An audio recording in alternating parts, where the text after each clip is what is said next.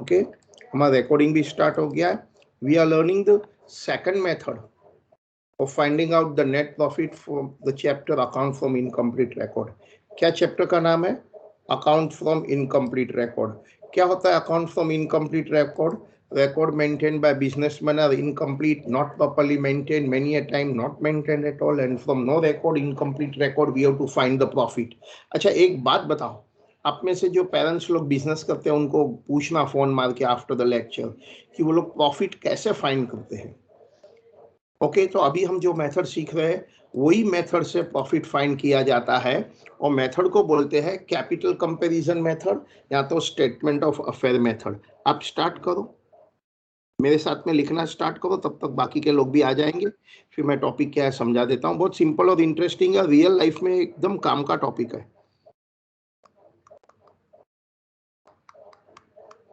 Method 2,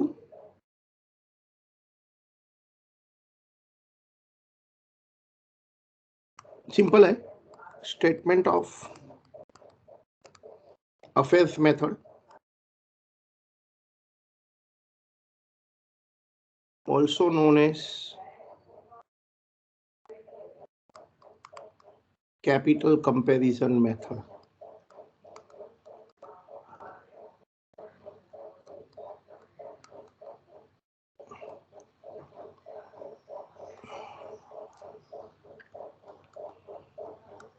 Step 1,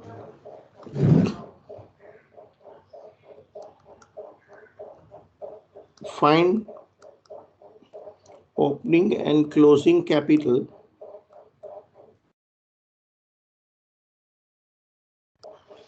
as balancing amount from, yeah, so by balancing amount by preparing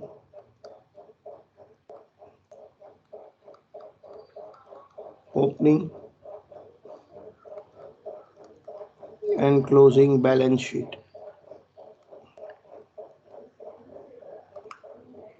Find opening and closing capital as balancing amount by preparing opening and closing balance sheet.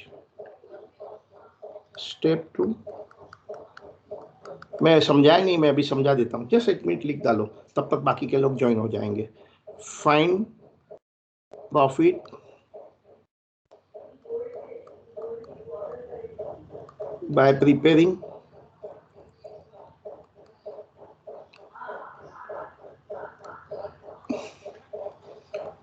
statement of profit.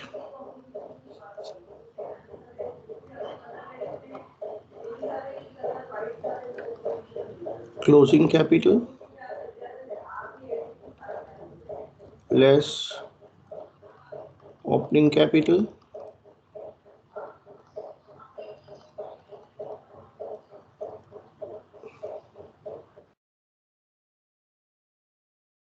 during the period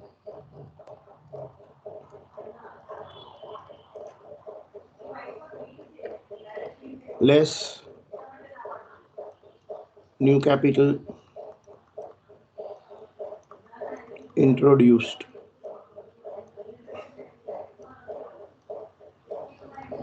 during the year, during the period.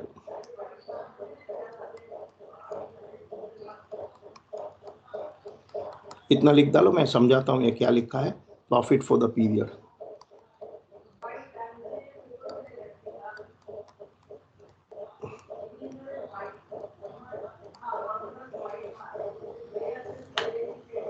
Okay.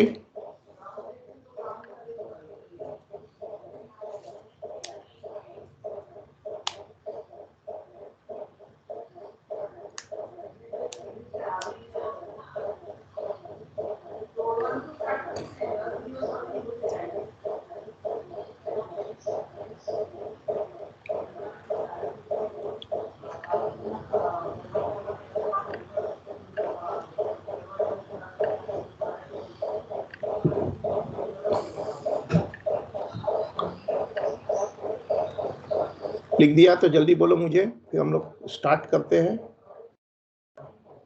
Are you ready? 2 minutes, sir. लिख दिया? 2 minutes. No problem, don't worry, I will not explain, अभी मैं समझाएगा, सो चिंता मत करो।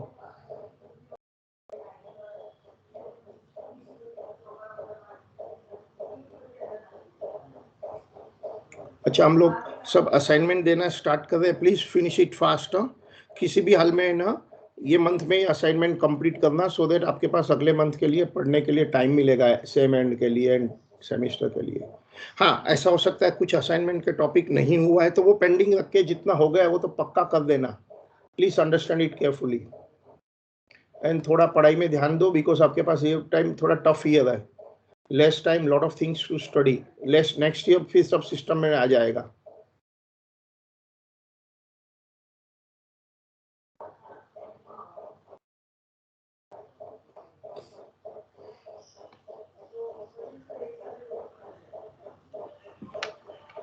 लिख दिया, शुरू करें।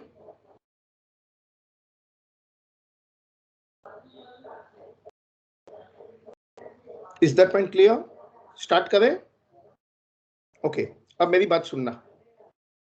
सपोज मैं कोई कोचिंग इंस्टीट्यूट रन करता हूँ, I am running some coaching institute, हजारों स्टूडेंट है, बट मैं बुक्स मेंटेन नहीं करता हूँ, बट डेफिनेटली मुझे प्रॉफिट तो फाइंड करना होता है।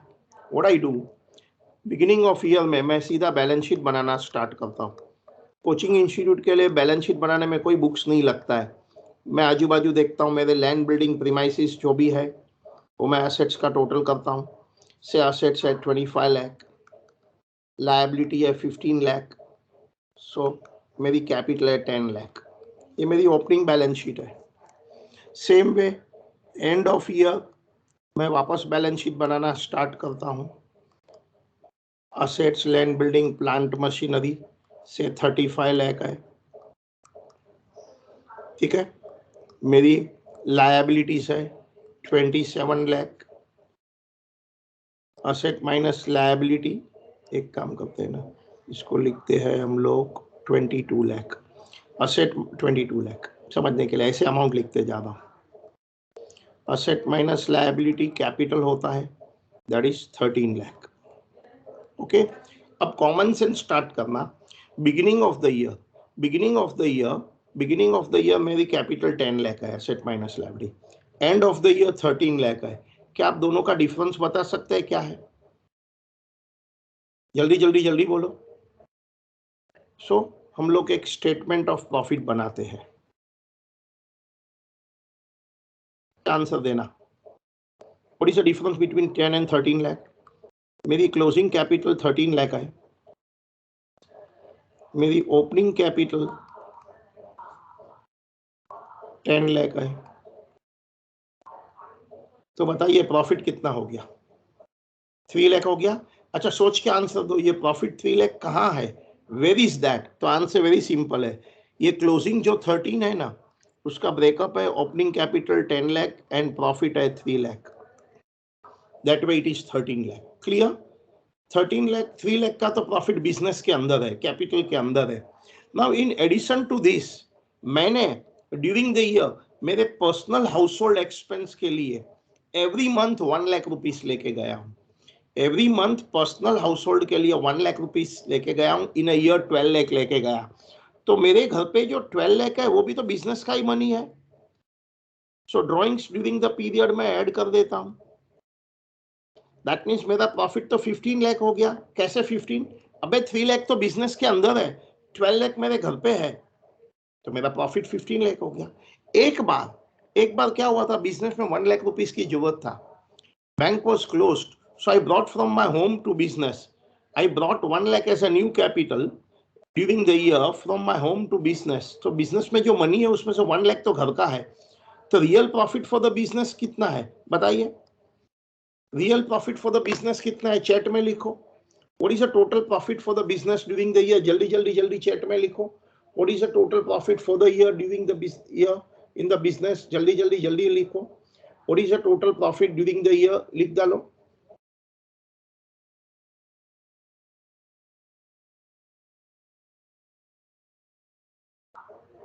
14 लाख राइट आंसर है, वेरी गुड। चलिए, और यही बात मैंने यहाँ थियरी में लिखी है, देखो ना, ये मेथड को बोलते हैं statement of affair method. Balance sheet होता है ना, बैलेंस शीट, बैलेंस शीट जब मैं जर्नल लेजर और ट्रायल बैलेंस से बनाता हूं तो मैं बैलेंस शीट वर्ड बोलता हूं, लेकिन without books of balance sheet बनाते हैं ना, उसको भी बैलेंस शीट ही बोल सकते हैं, या तो उसी का दूसरा नाम है statement of affair. So statement of affair मतलब बैलेंस शीट, वो दोनों एक ही बात है। So step 1, find opening and closing capital as balancing amount by preparing opening and closing balance sheet. And then step 2, prepare a statement of profit and find out the profit. Closing capital minus opening capital profit business में है, plus जो घर पे गया वो भी हमारा business का ही है। ओके, विद दिस बैकग्राउंड हम क्वेश्चन 13 पर चलते हैं। ओके, थोड़ी स्पीड रखना। Suresh does not maintain its books of accounts under double entry system, but keeps slips of paper from which he makes up his annual accounts. He has borrowed money from a bank to whom he has to render figure of profit every year.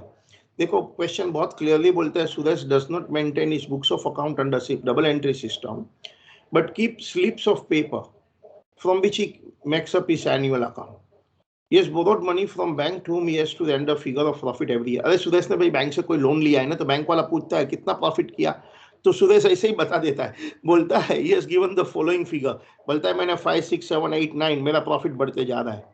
अब क्या हुआ, बाद में bank appoint you to audit the statement and verify whether the profit or figure as reported by Suresh are correct or not. Ultimately आपको पता करना है कि भाई ये प्रॉफिट का फिगर राइट है कि नहीं.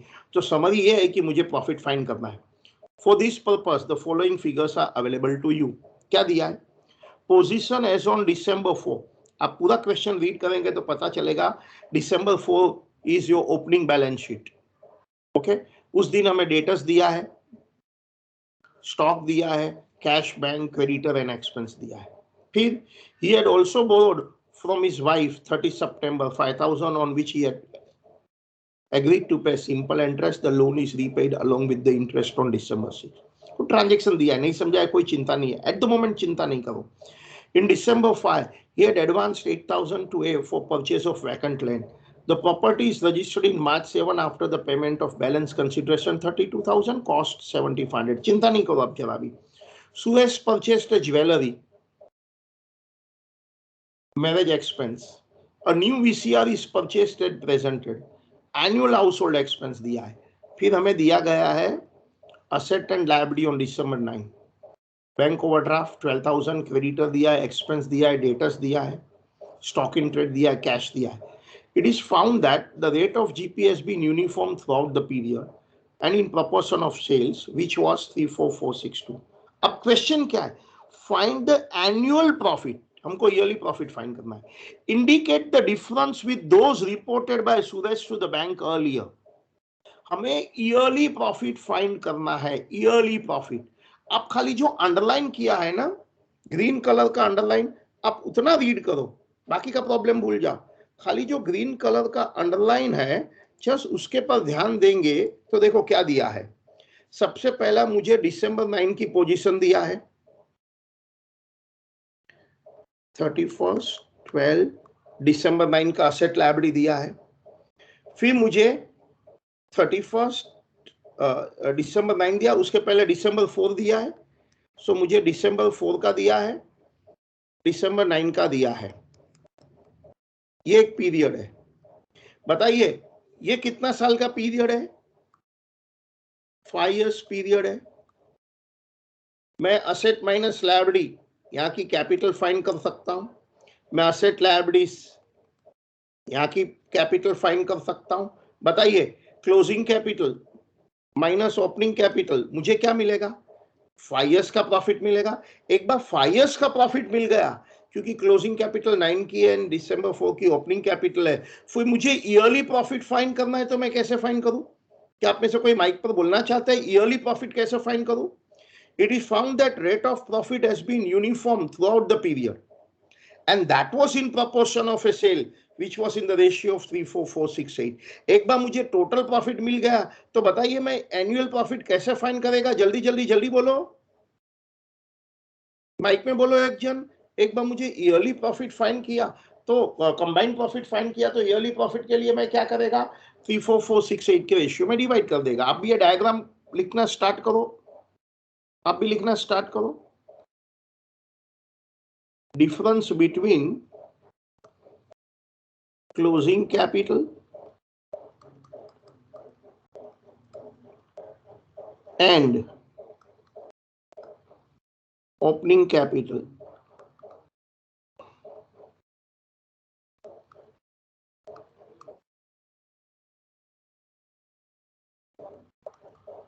Total profit of 5 years. Thereafter, to get yearly profit,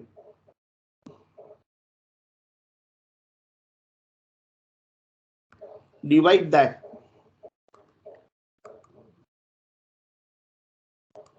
in the ratio of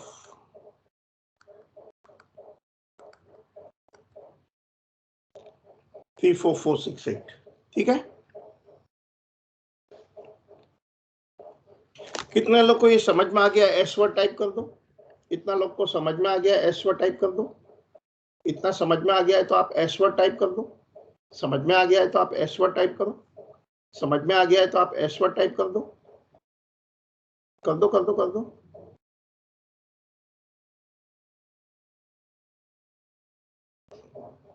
S word type कर दो।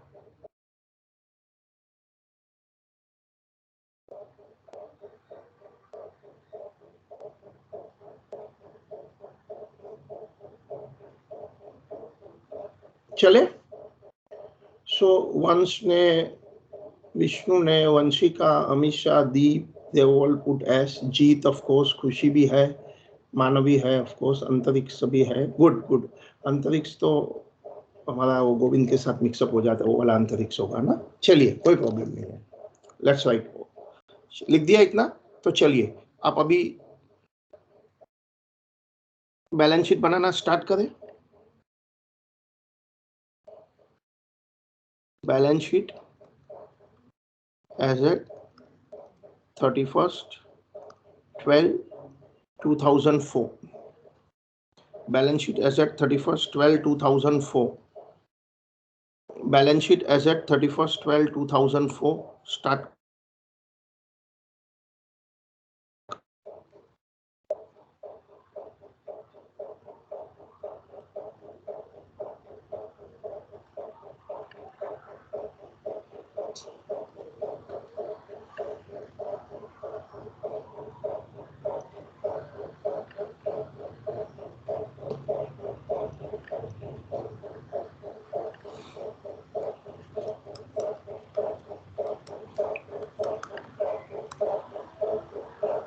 ठीक है, 10 लाइन याद रखना।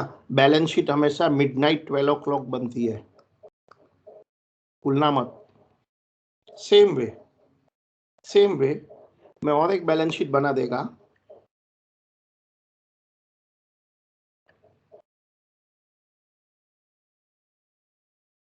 वो होगा 31/12/2009।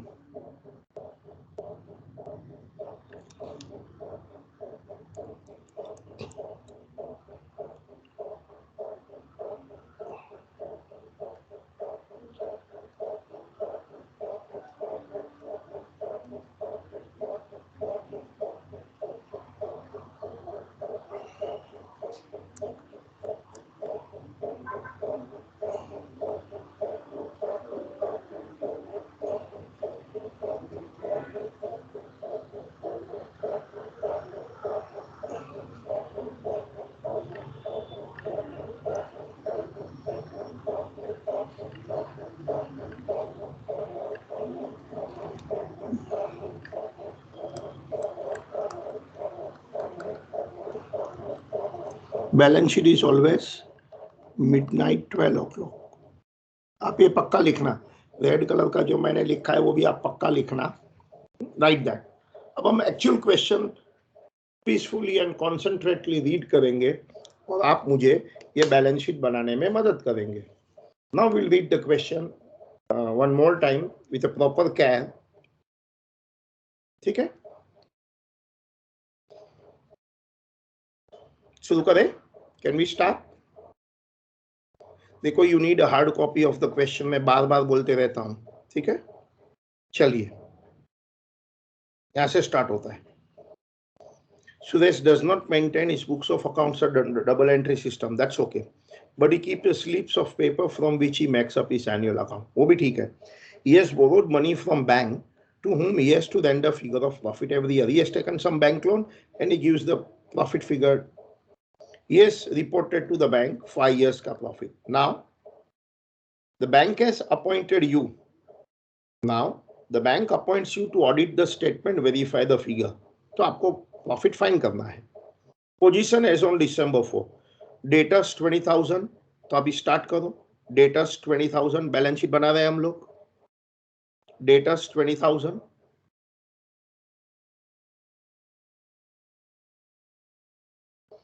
Debtors 20,000.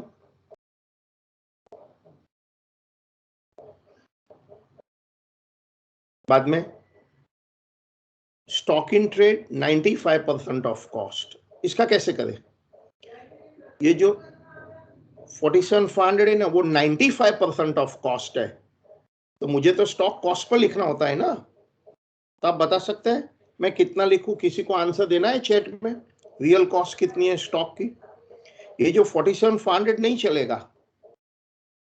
जब मेरी रियल कॉस्ट 100 होती है ना, तो उन लोग 95 में वैल्यू करते हैं. पता है ना, कोई इनकम टैक्स वाला आता है, हमको सब प्रॉपर्टी की वैल्यू पूछते तो हम सब कम कम कम बताते हैं ना, लेस लेस लेस, ऐसा लगता है. ठीक है, जब हम 95 में वैल्यू करते हैं तो रियल कॉस्ट 100 है. जब हमने 47,500 में वैल्यू किया है, आप में से कोई बताना चाहते हैं रियल कॉस्ट कितना है? एक भी आंसर चेक में नहीं आया है. जब मैं 95 में वैल्यू करता हूं तो रियल कॉस्ट तो 100 है. तो 47,500 में रियल कॉस्ट कितनी है? ये 47,500 itself is 95% ऑफ कॉस्ट. अब कॉस्ट मल्टीप्लाई करके मुझे क्या बता सकते हैं? रियल कॉस्ट कितना है? एक भी आंसर नहीं आया. स्टॉक इन ट्रेड 47,500 तो 95% ऑफ कॉस्ट है. कॉस्ट है, real cost down. Real cost 50 है. Very good, 12 of you replied correctly. बहुत अच्छी बात है. 50 इज रियल कॉस्ट. तो ये जो है ना 47,500 तो 95% ऑफ रियल कॉस्ट है. तो real cost 50 is right answer. Very good, बहुत अच्छा अच्छा कर रहे हैं आप लोग. ठीक है, आगे. देन फिर क्या है? इधर है ना हम लोग. फिर कैश, ये कुछ नहीं है. कैश 12,600 है. क्रेडिटर 6 है. आउटस्टैंडिंग एक्सपेंस 1,600 है. कैश 12,600 है.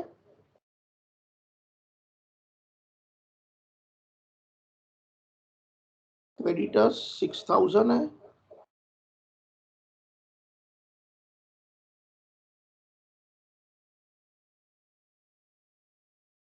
Outstanding expense.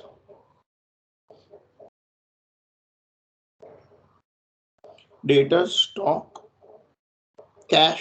हमको मिडनाइट 12 o'clock 31 December 4 जितना भी असेट लायबिलिटी है वो लिखना है. ज्यादा दिमाग नहीं चलाना है. हमको मिडनाइट December 4 सब लिखना है.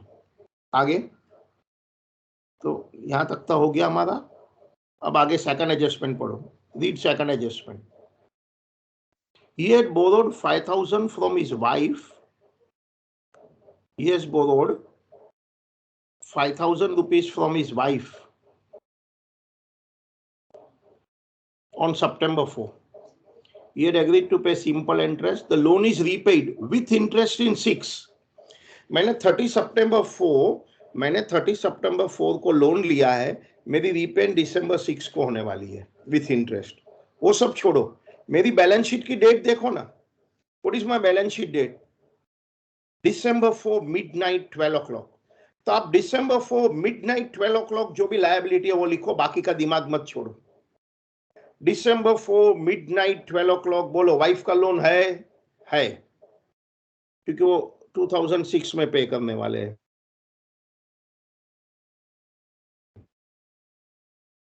क्या कोई इंटरेस्ट आउटस्टैंडिंग है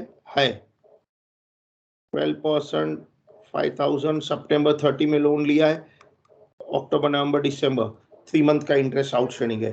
ज्यादा दिमाग नहीं चलाना है हमको, तो खाली ये देखना है हमने लोन कब लिया है।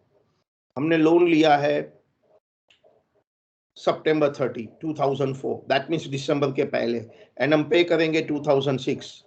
सो राइट नाउ वाइफ की लोन आउटस्टैंडिंग है मिडनाइट को, यस। इंटरेस्ट आउटस्टैंडिंग है, यस।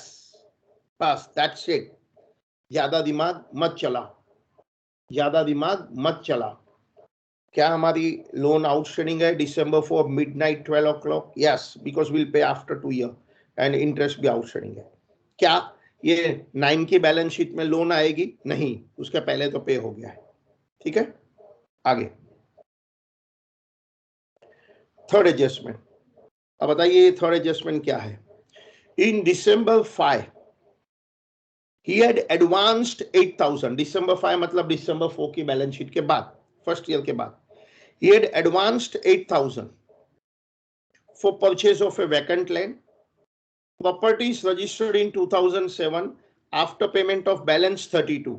So 8 plus 32 40 हो जाएगा। Cost of registration 7,500, तो 47,500 हो गया। बस बताओ ये क्या करूं। मेरे पास प्रॉपर्टी है, 2007 में फाइनल परचेस किया है, 5,000 में थोड़ा दिया था, 8 plus 32 40 plus 7,500। बताओ क्या करूं। क्या दिसंबर 4 की बैलेंस शीट में आएगा? नहीं, उसके बाद परचेस किया है। मगर क्या 2009 की बैलेंस शीट में आएगा? आएगा ना। Once you purchase land it will always come till you sell it off. तो हमने बेचा नहीं है, खाली परचेस किया है। So December 9 did not balance sheet में आएगा। कितना लोगों को समझ में आ गया? ओफो ओके टाइप करो। जो लोग को ये समझ में आ गया है ओफो ओके टाइप करो। बिल्कुल सही, वेरी गुड, ओफो ओके। मैंने 2005 में कुछ पहले पैसे दिए, बाद में रजिस्ट्रेशन वगैरह 2007 में किया। So my total cost of the land is 47,500। Very good.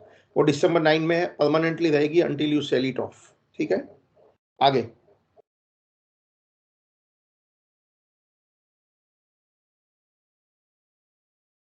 Next. अब ध्यान से देखना, एडजस्टमेंट 4, 5, 6 क्या है मुझे बताना। Suresh purchased a jewellery for his daughter, then there is a marriage expense. सोच के बोलो ये क्या है। हमने ज्वेलरी परचेस किया और डॉटर का मैरिज एक्सपेंस भी किया। ये ड्राइंग्स हो जाएगा, स्टेटमेंट ऑफ प्रॉफिट में आएगा। New VCR is purchased and presented to his friend, drawing है।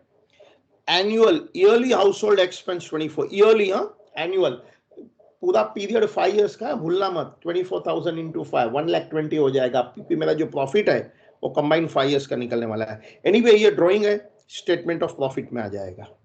Clear? Okay. Now position as on asset and liability. Position as on asset and liability December 9 की दिया गया है। क्या क्या है? Overdraft 12,000, creditor 10,000, outstanding expense 600। Debtors, debtors के बारे में क्या लिखा है?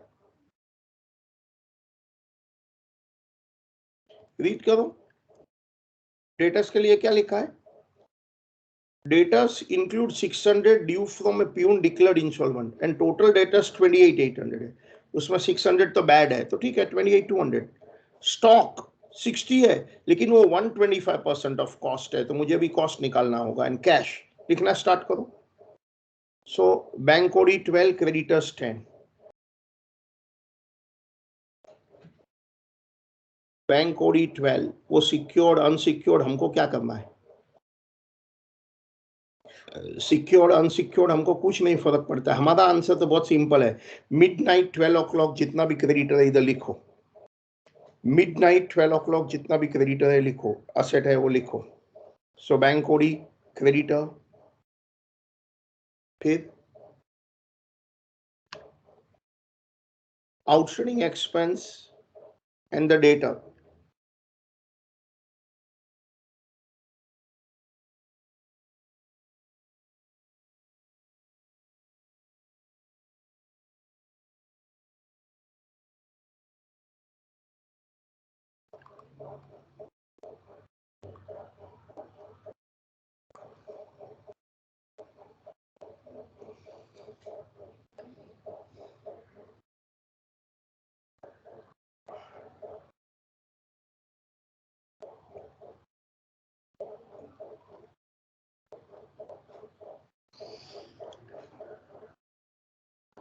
चलिए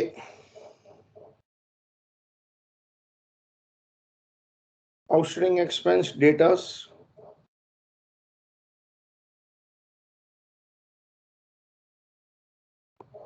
स्टॉक इन ट्रेड की रियल कॉस्ट बताइए।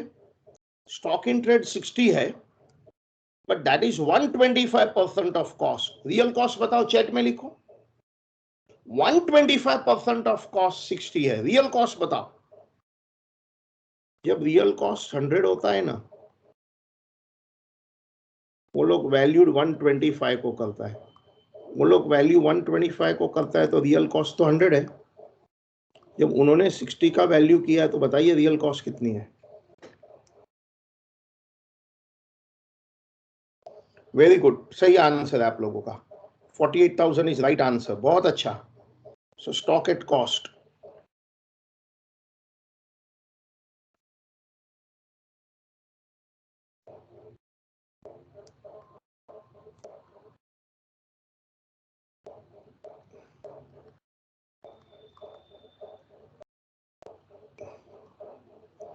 $48,000 इज राइट आंसर, बहुत अच्छा, बहुत अच्छा कर रहे हैं आप लोग। Stock at cost. फिर स्टेटस हो गया, स्टॉक हो गया, कैश 250, बस खत्म हो गया। बाद में तो प्रॉफिट निकालना है। Cash 250,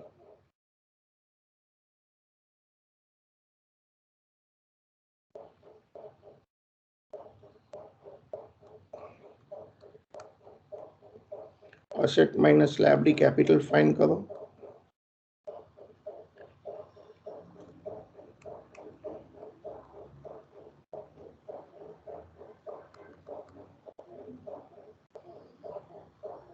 asset minus liability capital find करो।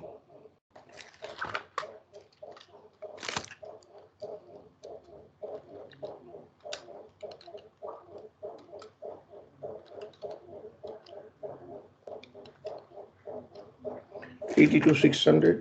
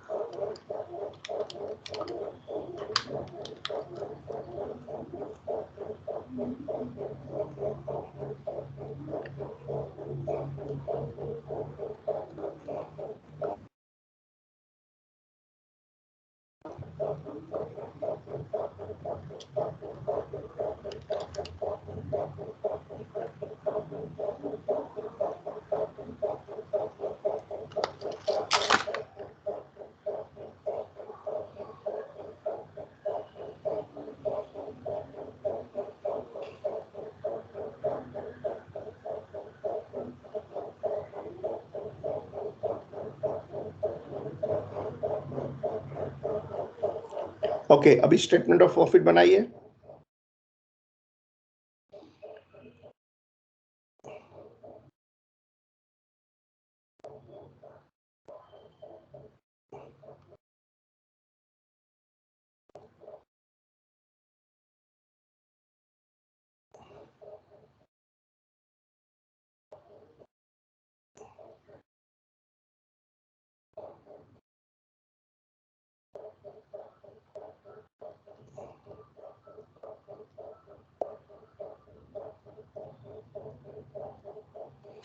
Closing capital minus opening capital.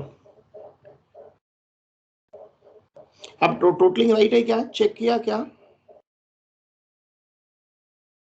Totalling check किया क्या?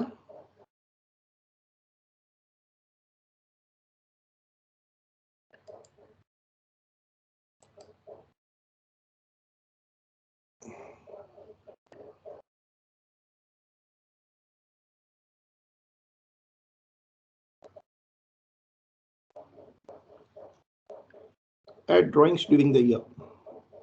Year में period. Drawings during the period.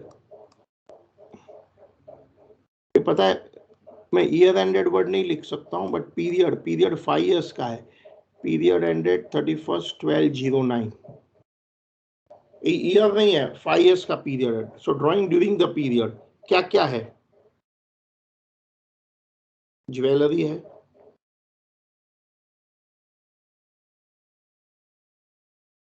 Marriage expense है,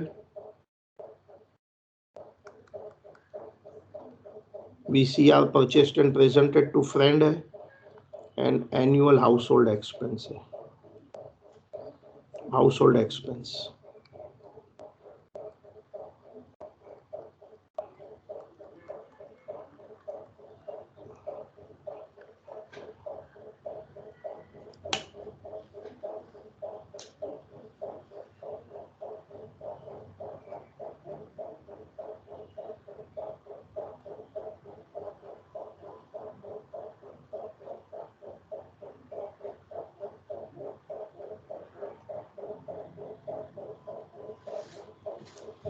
ज्वेलरी है, मैरिज एक्सपेंस है, VCR है, एंड हाउस होल्ड एक्सपेंस है. क्या बता सकते हैं कितना है?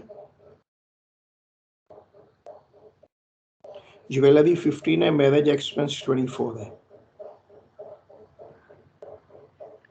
ज्वेलरी 15 है, मैरिज एक्सपेंस 24 है, VCR 18 है, एंड हाउस होल्ड एक्सपेंस जो है वो 24,000 पर ईयर है, वैसे 5 इयर्स का है.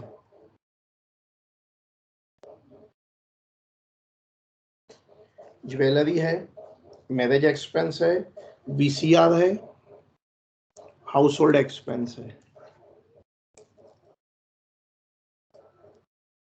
चलिए आगे.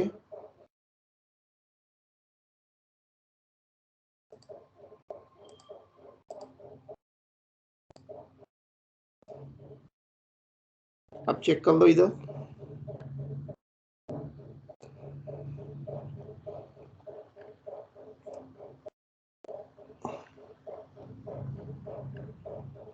ज्वेलरी 15 है, मैरिज एक्सपेंस 24 है,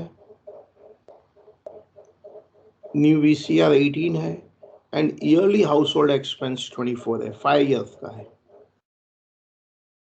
सो टोटल कर दो.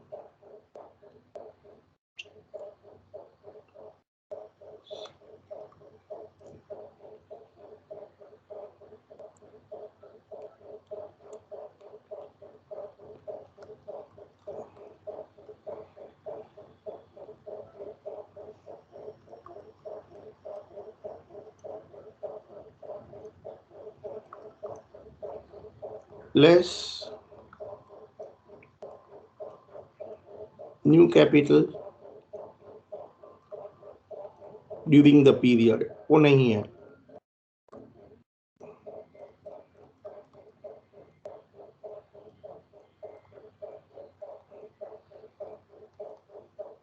टोटल प्रॉफिट,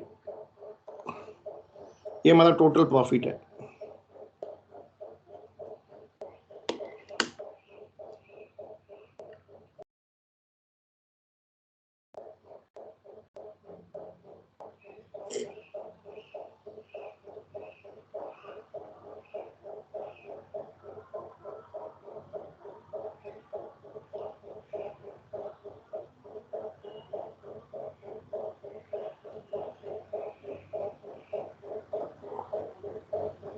चले, अब मुझे ईयरली प्रॉफिट फाइंड करना है.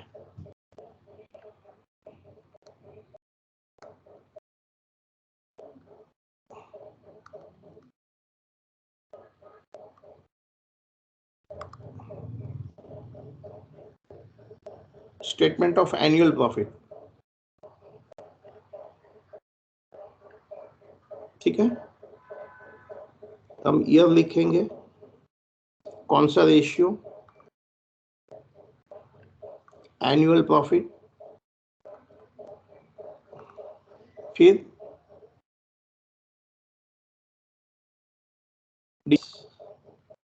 Between actual profit minus profit reported by Suresh.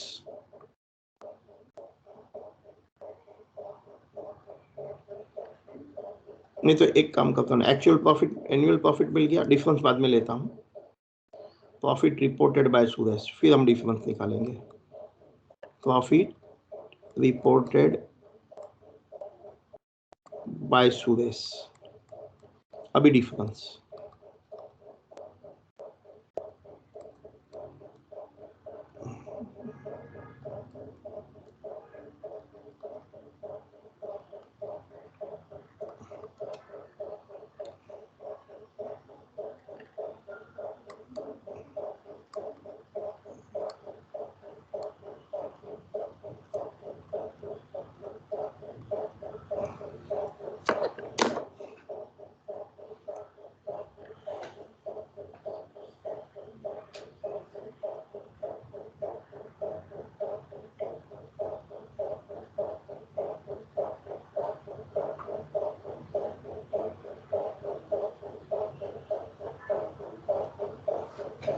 Year 2005, 6,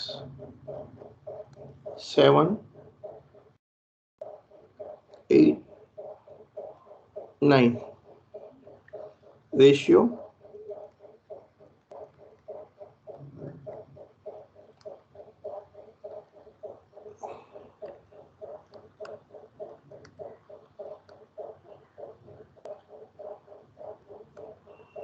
इधर एनुअल को एक्चुअल कर डालें,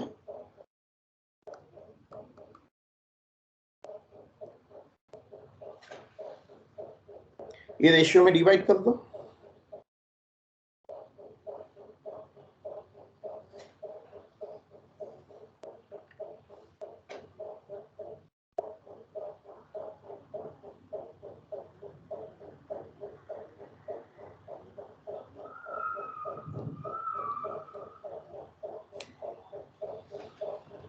डिवाइड कर दो 208 500,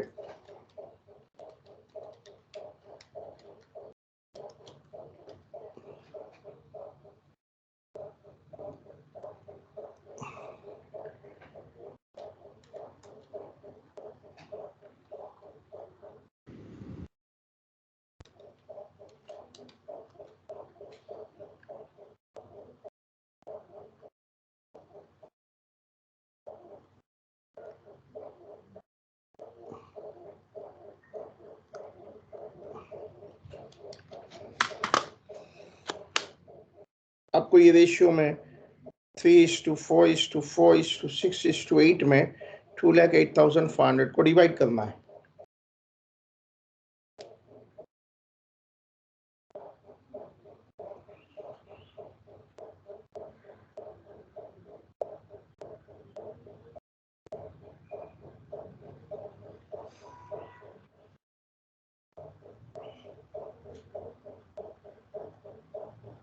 ठीक है, so what is the profit reported by Suresh? वो कितना था? 20, 32, 35, 45, 20,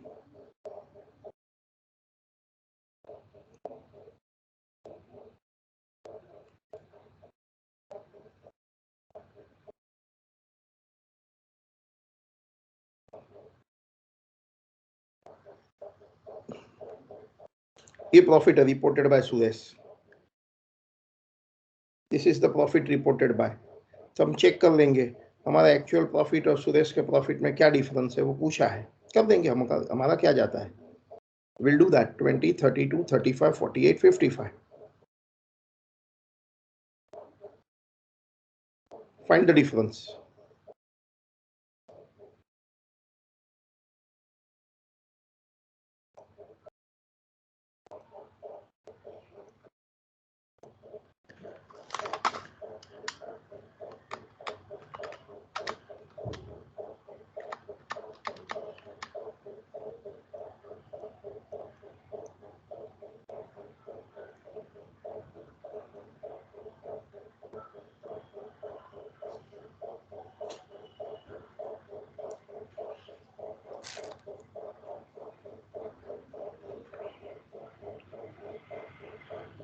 This sum is over.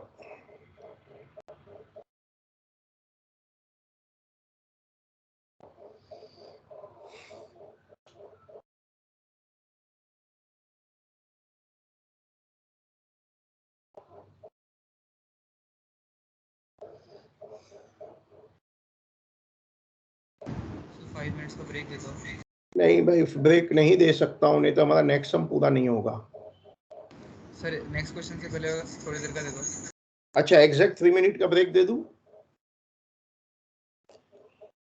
Sir 5 चलो मिनट का break, but come back exactly after 5 minute. हाँ ठीक है, come back in 5 minute only. हाँ, उससे ज्यादा मत लेना, मैं टाइम देख रहा हूँ।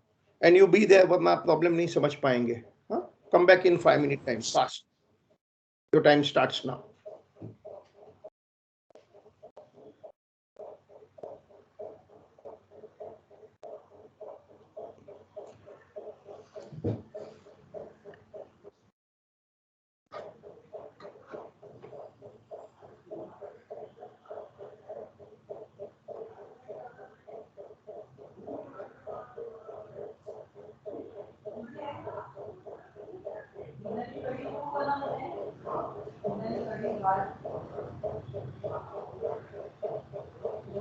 सर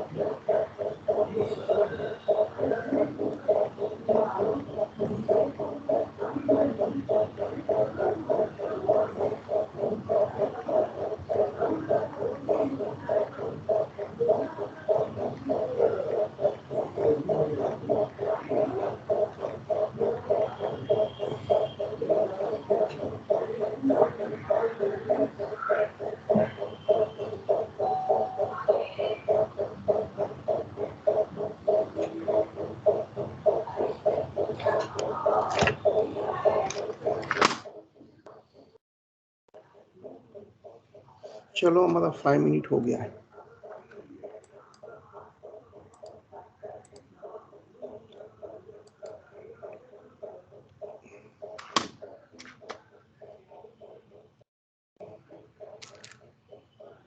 शुरू करें? You come back. 5 मिनट का ब्रेक खत्म हो गया। Ram Shyam started a business with 50,000 as a capital, but the profit ratio is 3:2. Drawings that kept no accounts but given you the following information: 6 and 7. Machine, stock, data, cash, creditor.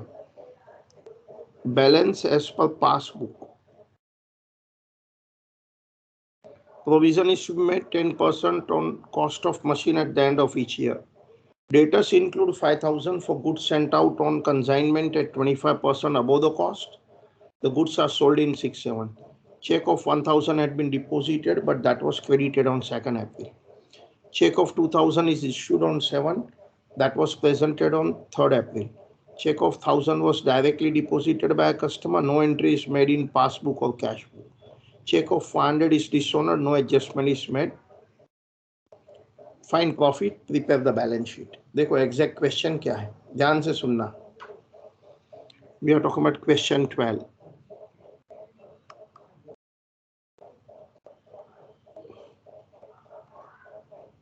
145 में एक नया business start हुआ है.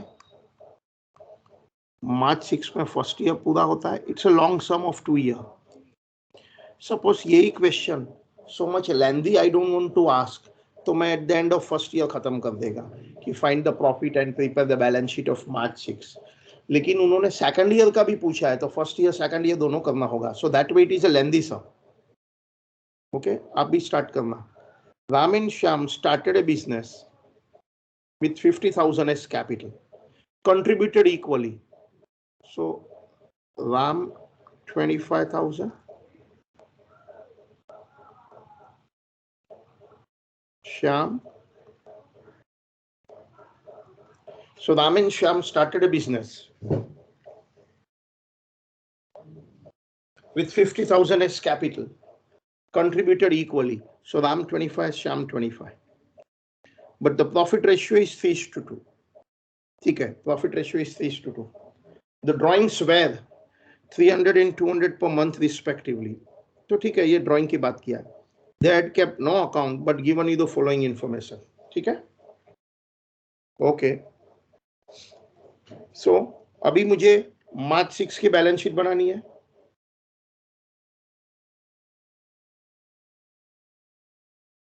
Balance sheet का दूसरा name है statement of affair. याद रखना, बैलेंस शीट हमेशा कब बनती है? Midnight 12 o'clock. तो बैलेंस शीट बनाइए.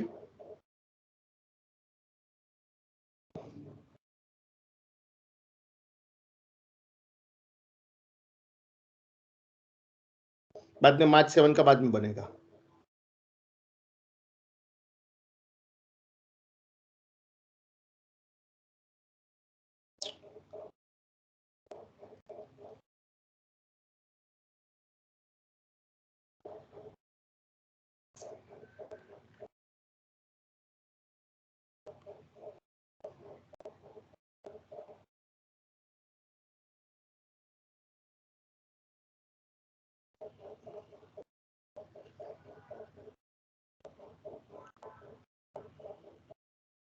ओके,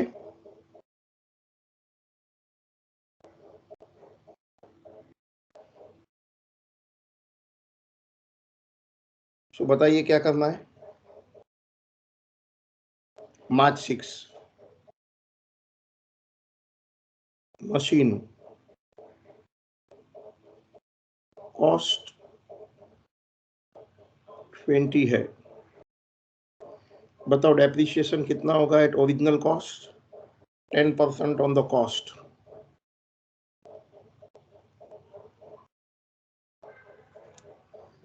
फिर स्टॉक,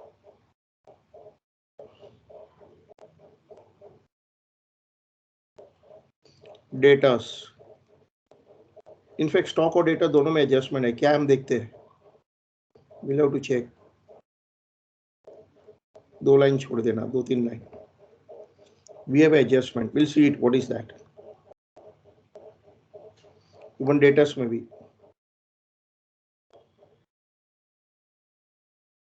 विल चेक क्या है, कैश,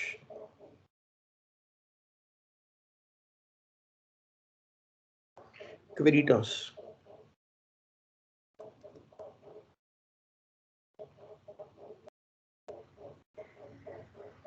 outstanding expense,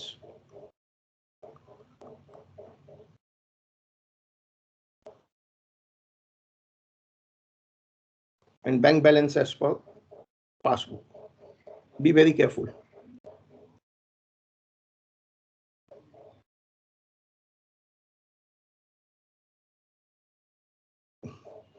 उन्होंने जो दिया है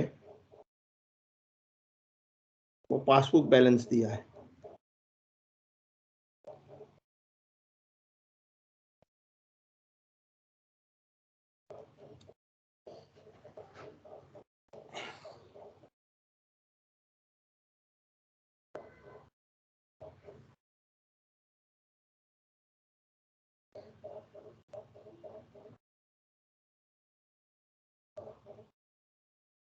ठीक है,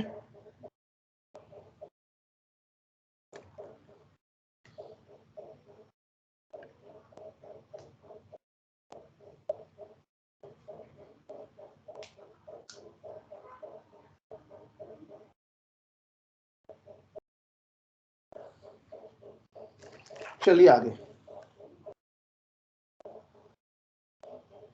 भी हम एडजस्टमेंट स्टार्ट करें।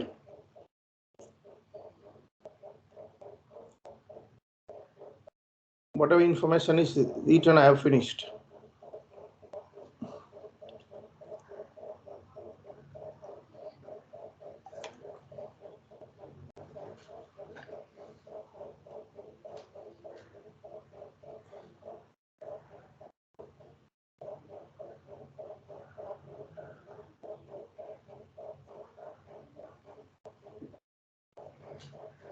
चलिए, provision is to be made at 10% on cost हो गया।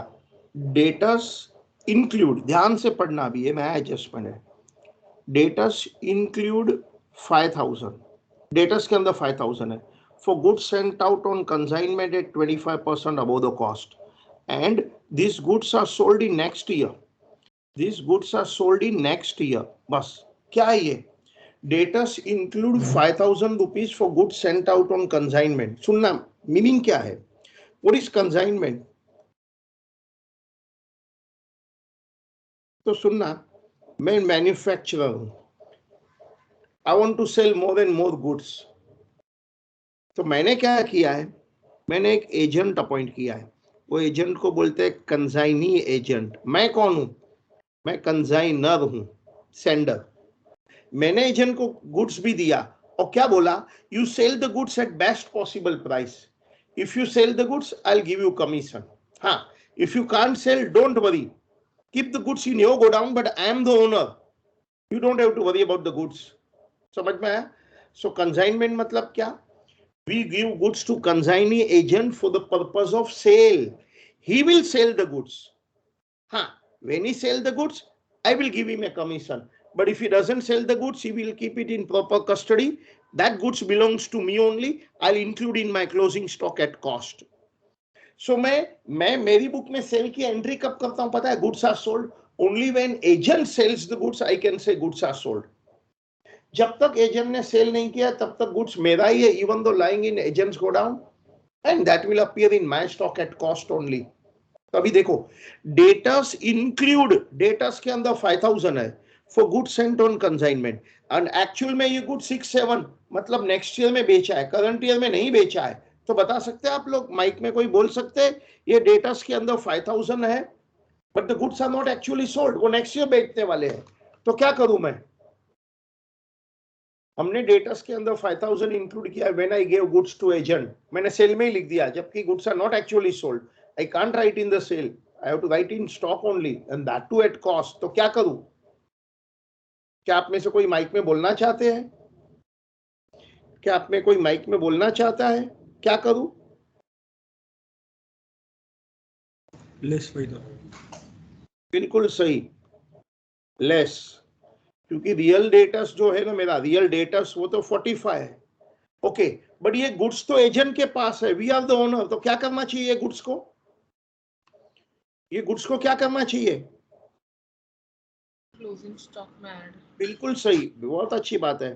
Stock lying with agent, what price?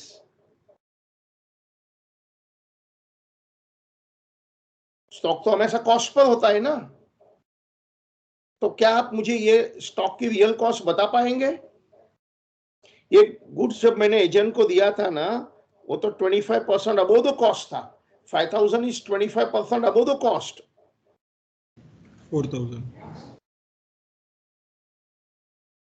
4000 is right.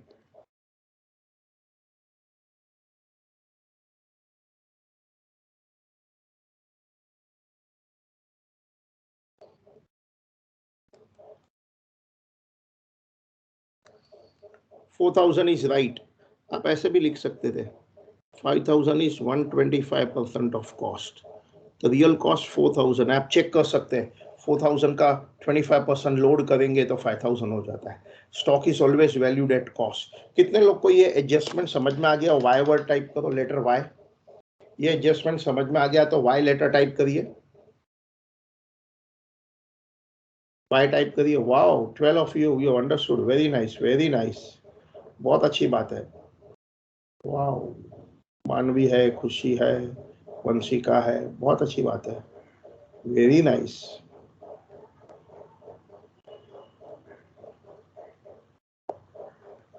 What about ध्रुव?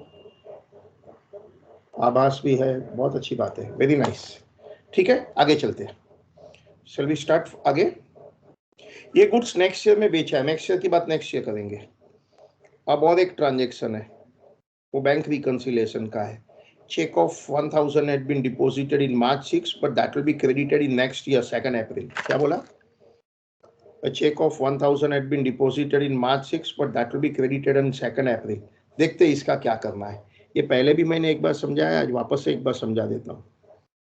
सुनना, मैं बैंक रिकंसिलिएशन सिखा रहा हूँ without actually explaining you the bank reconciliation. ध्यान से सुनना।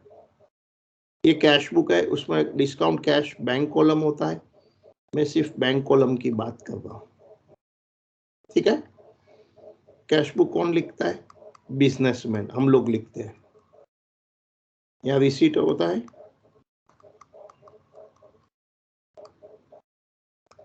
यहाँ पेमेंट होता है। We write the cash book, we are the businessman. फिर ये पासबुक है, पासबुक कौन लिखता है? बैंक लिखता है, क्योंकि वो बुक्स ऑफ बैंक है। हम पासबुक लिखेंगे तो पुलिस पकड़ के लेके जाएगी। ये डिपॉजिट होता है, ये विड्रॉल होता है।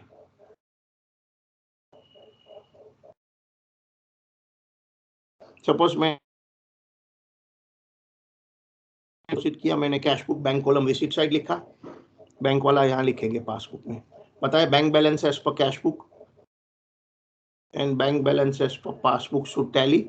ये आपको सबको पता है ये बात, clear? You all know this. मैंने 2000 का किसी को पेमेंट किया, बैंक ने यहाँ दे दिया 2000। Bank balance as per cash book 8, bank balance as per passbook same है। आपको ये पता है कि bank balance as per cash book and passbook should tally, all of us know this, ठीक है? सपोज मैंने 10,000 डिपॉजिट किया, बैंक ने पैसा दिया, मैंने और एक चेक 3000 का बैंक में भरा। I deposited one more cheque in the bank, will be clear in the next month. अभी नहीं, नेक्स्ट मंथ में क्लियर होगा, क्योंकि मैंने लास्ट डे भरा है। तो यहाँ bank balance as per cash book 13 है, यहाँ 10 है। अब मेरा क्वेश्चन है, हमारी जो बाहर की कॉलम होती है बैलेंस शीट की, उसमें शुड आई राइट 13,000 और should I right 10,000? That's my question. Balance sheet में बाहर की कॉलम में चेक पर टाइप करके लिखो, शुड वी राइट 13,000 और 10,000? बैलेंस शीट की बाहर की कॉलम में should we write 13 or 10? Most of you, every one of you, all 14 of you have given me the right answer कि I should write 13,000 in the balance sheet. Answer बहुत simple है। हमारी balance sheet हमारी book से बनती है, my journal, my ledger, my trial balance, my cash book, and my cash book में 13,000 है। तो ऑब्वियसली 13,000 में लिखेगा। बिल्कुल आई एग्री करता हूँ विद दिस बैकग्राउंड। ये बैकग्राउंड के साथ हम हमारा सम देखते हैं। क्या है हमारा सम? हमको दिया है bank balance as per passbook दिया है। हम be very careful, that means starting में मैंने 6,000 रुपीज बैंक में भरा था, पास भी हो गया, that's a bank balance as per passbook. दोनों बैलेंस सेम है ना, तो प्रॉब्लम नहीं है, 6,000 लिख डालो, you don't have to worry, क्योंकि दोनों सेम है। लेकिन हुआ क्या है, what has happened, a check of 1,000 had been deposited in March 6। हमने मार्च मंथ में कोई 1,000 का चेक दिया था, बैंक में डिपॉजिट किया था, कस्टमर ने दिया होगा, और bank will give me money on 2 अप्रैल। तो कैश बुक में 7 है, पासबुक में 6 है। तो बताओ मेरी बैलेंस शीट में आउटर कॉलम कौन सा फिगर लिखूं? मेरी बैलेंस शीट में आउटर कॉलम कौन, आप ये वर्किंग भी कर दो, मेरी बैलेंस शीट में आउटर कॉलम मुझे 7,000 लिखना है, लेकिन फिलहाल तो इनर कॉलम में 6 है, कोई वांधा नहीं, 6 में 1 ऐड कर दो तो 7,000 हो जाएगा। उसको बैंक रिकंसिलिएशन स्टेटमेंट बोलते हैं। तो ये 7,000 क्या है? 7,000 क्या है? This is nothing but bank balance as per cash book.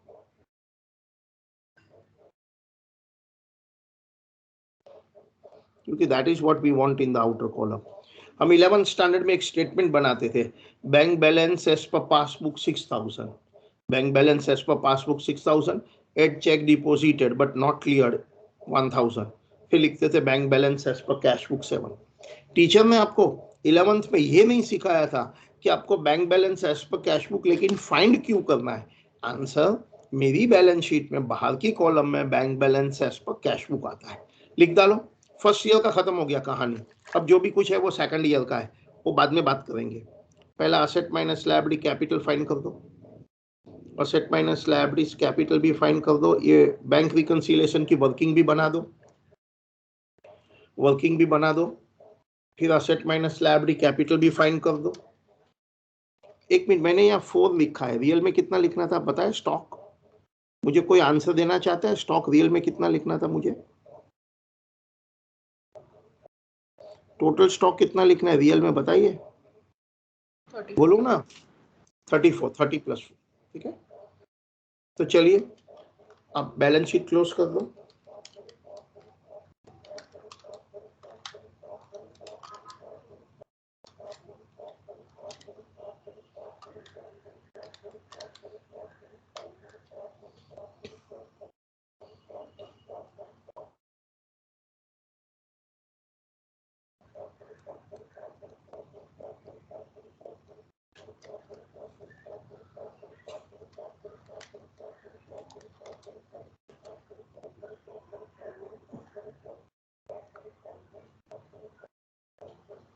Asset minus liability कितना है बताओ?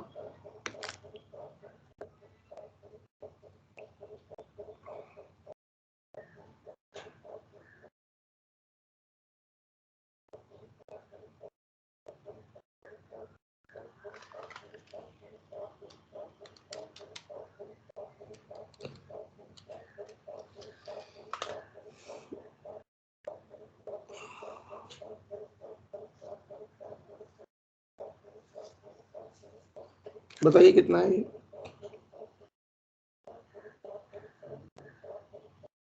72। अब इसमें तो 2 पार्टनर थे, अब मुझे ये बताओ इसमें राम का कितना है और श्याम का कैपिटल कितना है? ये कैसे करें? आप माइक में बोलना, लेट्स सी कैसे करेंगे, दिमाग लगाओ। How do I get the breakup? आप इक्वल नहीं कर सकते हैं। क्यों इक्वल नहीं कर सकते? क्योंकि उसके अंदर ओपनिंग कैपिटल है वो इक्वल है, फिर प्रॉफिट कुछ अलग है वो कोई इक्वल नहीं है, ड्राइंग भी कुछ अलग है वो भी इक्वल नहीं है। Capital is always built out of opening capital then profit and then drawing. हाँ, ओपनिंग कैपिटल इक्वल था 25-25, but drawing was not equal, profit ratio was not equal. तो ये बताओ आप राम श्याम का ब्रेकअप कैसे निकाले कि राम का कितना श्याम का कितना? आप में से किसी को आंसर देना है, माइक में आंसर देना है। राम श्याम का ब्रेकअप कैसे निकालेंगे? राम श्याम का ब्रेकअप कैसे निकालेंगे? आप में से किसी को आंसर देना है? किसी को आंसर देना है? मुझे उसके लिए पार्टनर्स कैपिटल अकाउंट्स बनाने होंगे। पिक्चराइज करो your 12th standard final account. Partners capital में क्या क्या होता है? क्रेडिट साइड में by opening capital, by profit for the year, debit side में to drawing and the closing balance. वो क्लोजिंग बैलेंस का टोटल 72,000 होगा। पिक्चराइज करो partners capital by opening capital, by profit for the year, to drawing and to closing balance.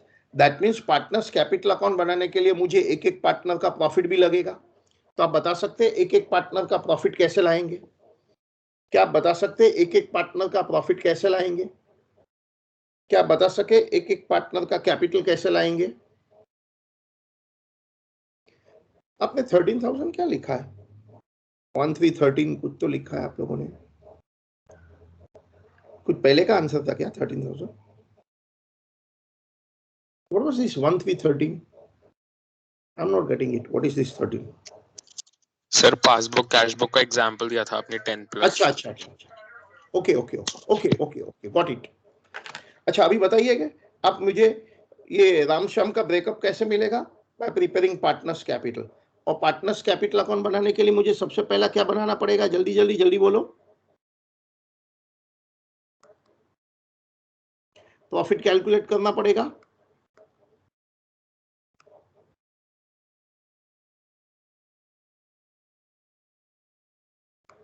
अभी start कर दो, अभी start कर दो। Statement of profit, combined closing capital 72,000 less combined opening capital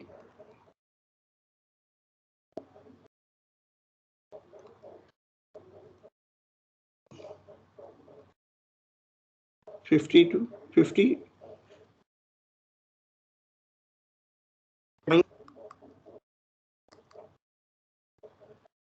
कितना था?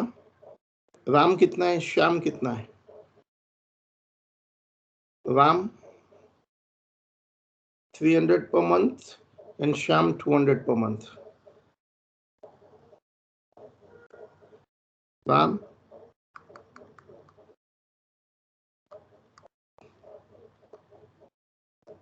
Shyam,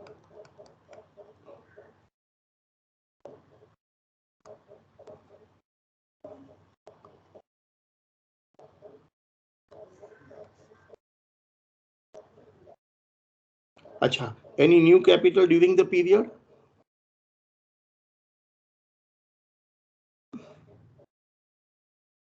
No.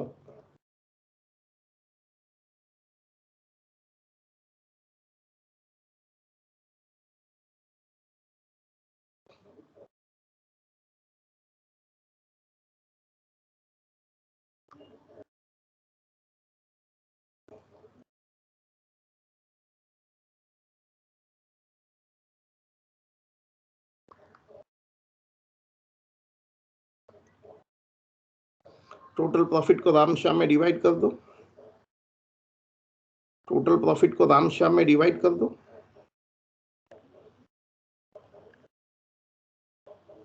टोटल प्रॉफिट को राम श्याम में डिवाइड कर दो।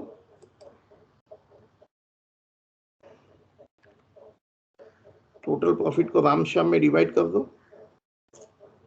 उनका प्रॉफिट रेशियो 3/5 2/5 है।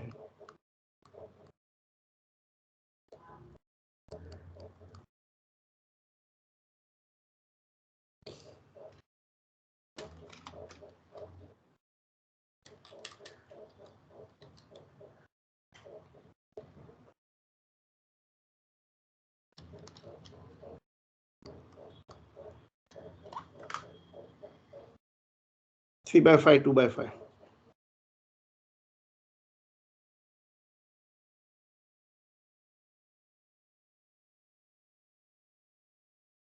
3/5 2/5। अभी पार्टनर्स कैपिटल अकाउंट बना दो। Prepare partners capital account.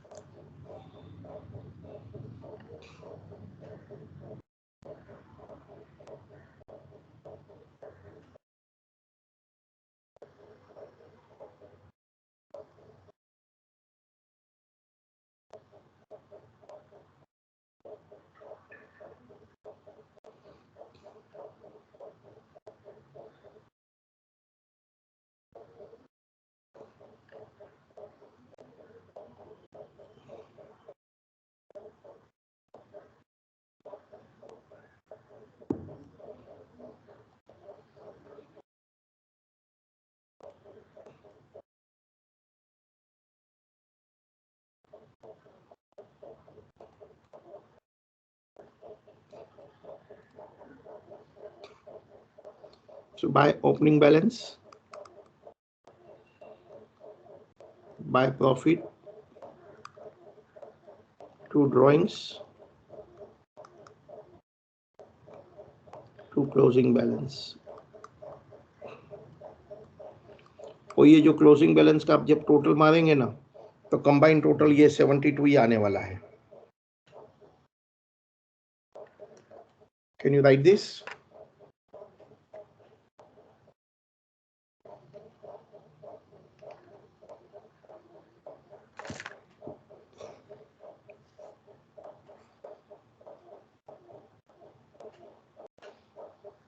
Opening capital was 25 each, profit 16,800, 11,200, and drawing is 3,600, 2,400.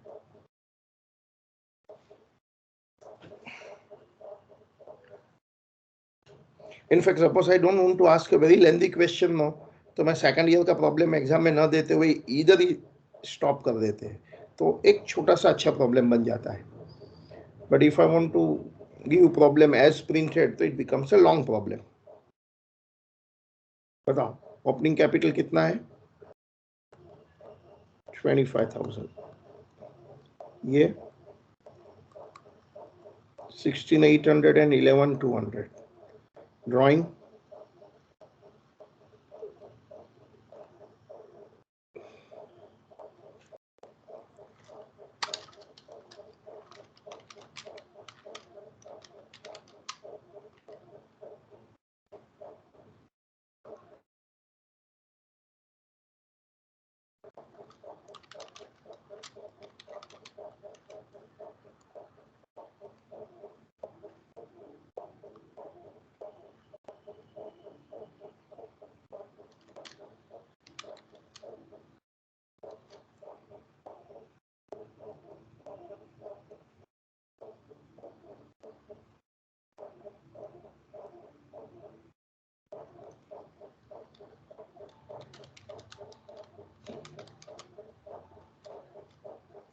कितना, किधर गड़बड़ किया मैंने?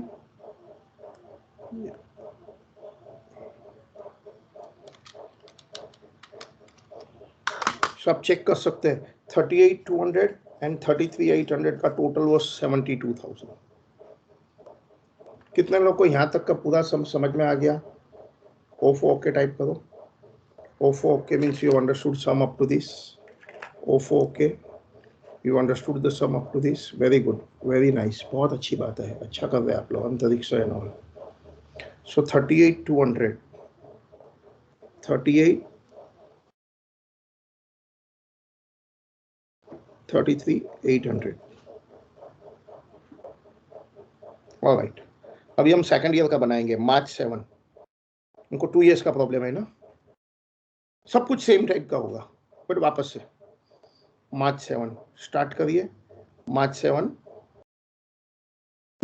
स्टार्ट करो. मार्च 7 की बैलेंस शीट बनाओ. मार्च 7 का statement of profit, bank record statement, capital account सब लगेगा.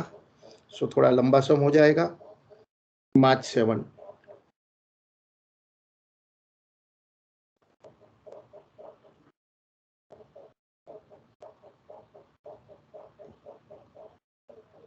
बैलेंस शीट का दूसरा नेम है statement of affair.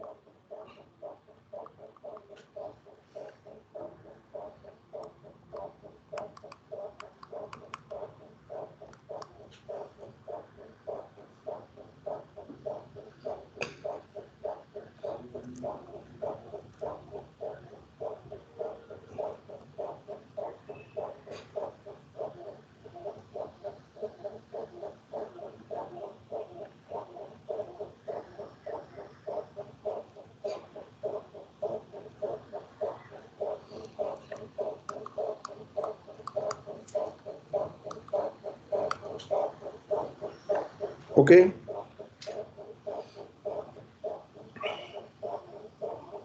Let's start. March 7 का बनाइए आप. आपको थोड़ा ध्यान रखना होगा. It's intelligent sum. थोड़ी स्पीड भी रखिए. मार्च 7 इंटेलिजेंट सम है, थोड़ा स्पीड भी करो.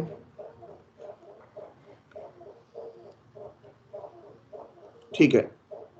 बताओ, सबसे पहला आप ध्यान से देखना, जब मशीनरी एट कॉस्ट पर है, ये 20 था तो ये 25 कैसे हो गया? जल्दी जल्दी जल्दी बताओ, मशीनरी एट कॉस्ट 20 है तो 25 कैसे हो गया? ये कॉस्ट है, परचेस न्यू मशीनरी परचेस किया होगा कितने का? 5000 का। हाँ या ना, जल्दी बोलो ना। 7000 या ऑफ कोर्स 5000 का न्यू मशीन परचेस किया है। दैट मीन्स हमारे पास 2 मशीन है, एक ओल्ड भी है और एक न्यू भी है। हाँ, न्यू तो सिंपल है, 5000 स्ट्रेट लाइन मेथड है, इसका मुझे प्रॉब्लम नहीं है। लेकिन क्या आप मुझे बता सकते हो ओल्ड मशीन का कितना लिखूं वैल्यू बाहर की कॉलम में? बाहर ओल्ड मशीन मैंने लास्ट ईयर परचेस किया था, ओरिजिनल कॉस्ट मेथड, उसका भी प्रॉब्लम नहीं है। अरे इधर की देखो, क्या मैंने old machine last year purchase किया था, 22,000 डेप्रिसिएशन हो गया था, बैलेंस बचा था 18, नेक्स्ट ईयर में भी 10% ओरिजिनल कॉस्ट पर है, तो मुझे बाहर का कॉलम में फिगर बता सकते हैं? ओल्ड मशीन बाहर की कॉलम, ओल्ड मशीन बाहर की कॉलम में कोई बता सकते हैं कितना आएगा? ओल्ड मशीन क्या कोई चैट में लिख सकता है? ओपनिंग WDV 18 है and 10% original cost depreciation, original cost depreciation है, depreciation is 10% of original cost. मानो भी आपने रिड्यूसिंग बैलेंस यूज किया, 10% ऑन ओरिजिनल कॉस्ट है, depreciation is 10% on original cost. वो कहाँ लिखा कहाँ है सर? लिखा है ना इधर, इधर लिखा है डेप्रिसिएशन के बारे में कि original cost, I will tell you कहाँ लिखा है, आई विल शो यू। इधर देखो लिखा है, provision is to be made for depreciation at 10% on the cost of machinery at the end of each year. समझ में आया? Depreciation is 10% on original cost. Is that clear? सब machine की working common sense से भी कर सकते थे। 20,000 last year 218, next year 216. Is that point clear? 10% on original cost. समझ में आई ये वाला बात? मैं ओल्ड मशीन की बात कर रहा हूँ। 20,000 माइनस 218 माइनस 216, तो बताइए इधर बाहर की कॉलम में कितना आ जाएगा? जल्दी बोलो, कितने लोग को समझ में आ गया? एस वर्ड टाइप करो, as depreciation original cost method है, 10% of 20,000 every year, and new machine तो सिंपल ही है। एस वर्ड समझ में आ गया मशीन का? Good, that two separate machine, don't mix up. Old machine की तो वर्किंग ऐसे भी कर सकते थे ना, यहाँ देखो ना, ओल्ड मशीन की 20,000 है, first year 2, second year 2 and so on, वो 16 हो गया। नया तो सिंपल ही है, नया तो आपको क्लियरली दिखता है, 5,000 का मशीन है, उसका 10% 400, क्लियर। स्टॉक 30,000, डेटर 60, स्टॉक में एडजस्टमेंट नहीं है, डेटर में है ऑफ कोर्स। स्टॉक में क्यों नहीं है? ध्यान से देखना, वो कंसाइनमेंट वाला गुड्स है ना, during the year already sale हो गया, तो सेल हो गया तो खत्म। मुझे तो इधर रात को 12 बजे का देखना है भाई, मिडनाइट 12 o'clock जो भी असेट लायबिलिटी है मुझे लिखना है, तो स्टॉक में कोई एडजस्टमेंट नहीं है, पर डेटर में है कुछ बैंक रिको वाली।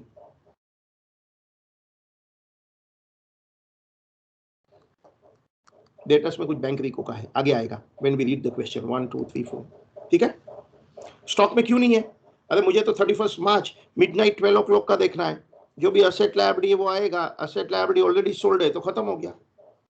सो कंसाइनमेंट वाला गुड्स ऑलरेडी ओवर हो गया, अभी कुछ नहीं करना है।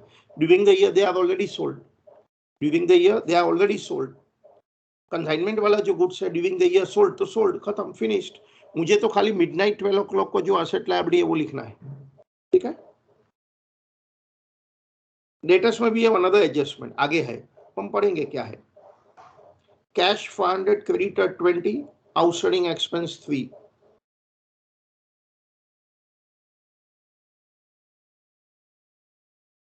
Cash 500,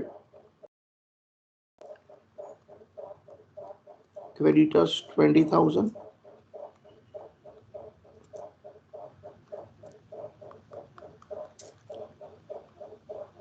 outstanding expense 3000.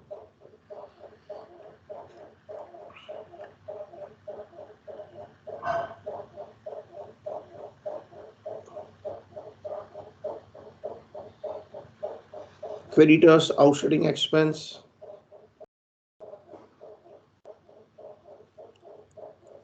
आगे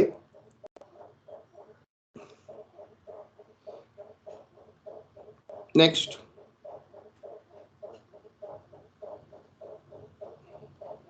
cash 500, creditors 20, outstanding expense 3, bank balances पर पासबुक 8. वापस वही, मुझे पासबुक थोड़ी चाहिए, मुझे तो कैश बुक चाहिए.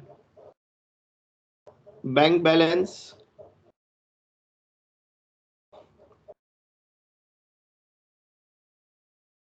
As per passbook.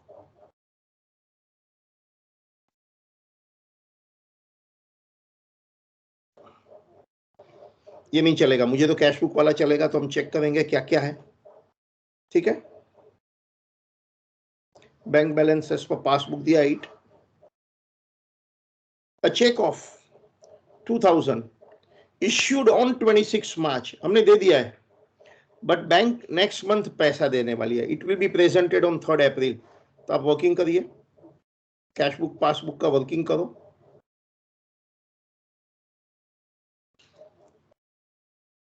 Cash book March, passbook March 7, receipt and payment.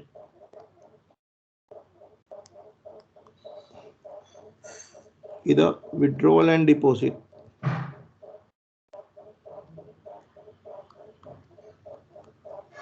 पता है ना, ये 8000 मैंने बैंक में भरा था. ठीक है, अब क्या हुआ,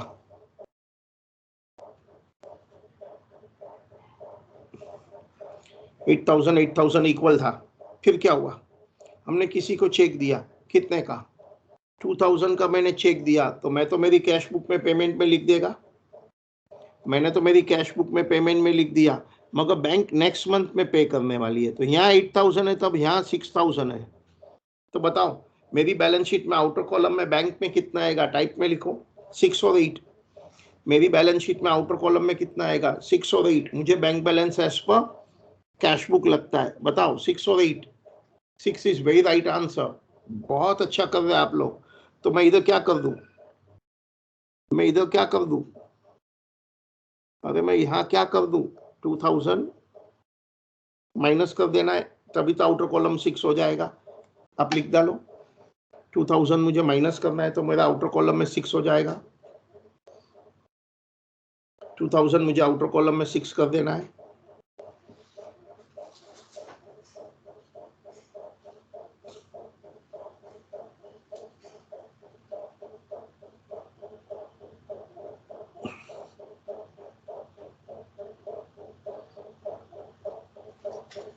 चले आगे, बैंक को लिख दिया, इधर -2 कर दिया. आप वर्किंग कॉपी कर दो, कॉपी द वर्किंग. आगे, a check of 1000 was directly deposited. या वर्किंग एक सेकंड दिखा दीजिए सर. अच्छा, वर्किंग बाकी, please right down.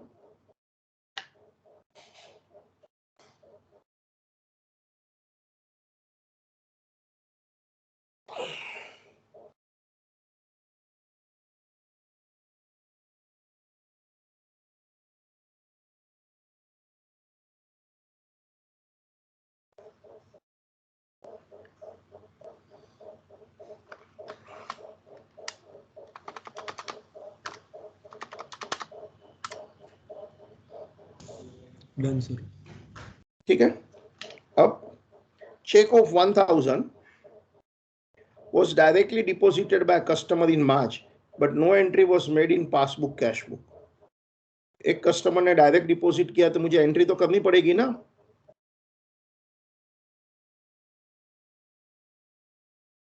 Direct deposit by customer, क्या एंट्री करेगा मैं, बैंक टू डेटर्स तो करना पड़ेगा ना, बैंक नहीं करती है, मुझे तो मेरी कैश बुक में एंट्री करनी पड़ेगी।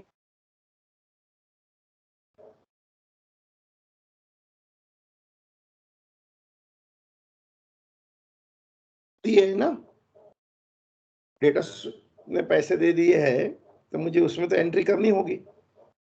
एक कस्टमर ने दे दिया है, अब देखते हैं बैंक में क्या करना है। डेटर्स ने पैसे दिए तो एंट्री तो करनी पड़ेगी ना।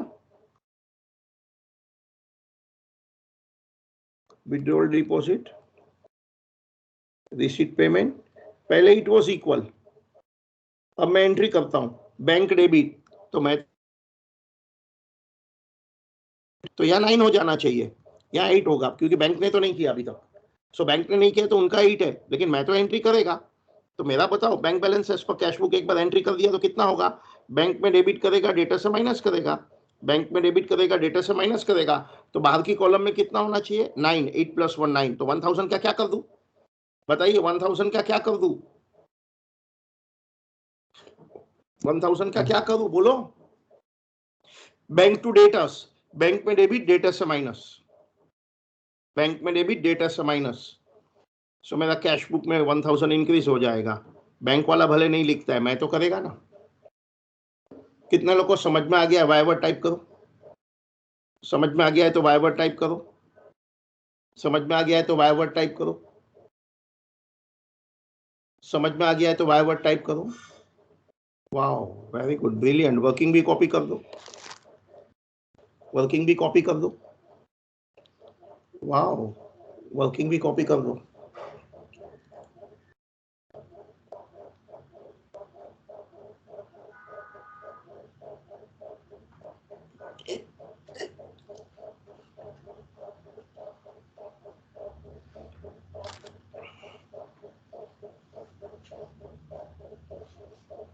ठीक है, पनीनी भी ज्वाइन हो गई। ओके, वर्किंग कर दिया ना। आगे, a check of 500 was deposited in the bank but dishonored, no adjustment is made। हमने कोई चेक 500 बैंक में भरा भी है, डिसऑनर भी हो गया, एंट्री करना बाकी है। पहले डेटर्स की बात करो, डेटर्स से क्या करूं। कोई डेटर्स ने मनी पहले दिया था, बैंक में भरने पर डिसऑनर हो गया है, तो डेटर्स में पहले बताओ मैं क्या करूं। ओनली डेटर्स की बात करता हूं। इंक्रीज डेटर्स में क्या करूं बोलो, 500। डेटर्स का बैलेंस बढ़ जाएगा ना। पहले जब डेटर्स में दिया होगा पैसा तो बैंक टू डेटर्स किया होगा, अब डिसऑनर हो गया तो डेटर्स टू बैंक करना पड़ेगा कि नहीं, जल्दी बोलो, हाँ या ना। Yes sir. ये डेटर्स का, अभी बैंक पर चलते हैं।